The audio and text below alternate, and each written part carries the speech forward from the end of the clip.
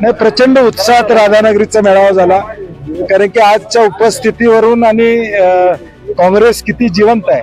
स्वर्गीय PN साहेबांनी या तालुक्यामध्ये काँग्रेस जिवंत ठेवण्याचं काम केलं आणि त्यांच्या पश्चात काँग्रेसचा कार्यकर्ता कट्टर आहे हे दाखवून दिलं आजच्या मेळाव्यात. आणि शेवटी प्रत्येक पक्षाची इच्छा स्वतःचा पक्ष वाढावा. मी काँग्रेसचा नेता आहे, माझी अपेक्षा असणार काँग्रेस वाढली पाहिजे, काँग्रेसचे कार्यकर्ते तयार झाले पाहिजेत आणि म्हणून ज्या ज्या तालुक्यामध्ये शक्य होईल तिथं तिथं आम्ही ताकदीनं स्वबळावर या ठिकाणी लढू. जिथं आघाडी शक्य होईल तिथं आघाडी करू. नाही, मग आम्ही सांगितल्याप्रमाणे मतदार यादीवर लक्ष ठेवणे, लोकांच्यापर्यंत पोहोचणं.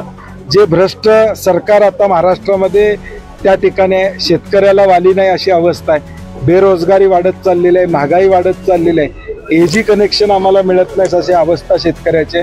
म्हणून हे सगळे मुद्दे घेऊन आम्ही लोकांच्यापर्यंत जाऊ किंवा जावा अशा पद्धतीची भूमिका आम्ही घेतलेली आहे. नाही, आता सुरुवात आहे, दिवाळी चालू झालेली, आता हे सुरूच राहणार जानेवारी पर्यंत.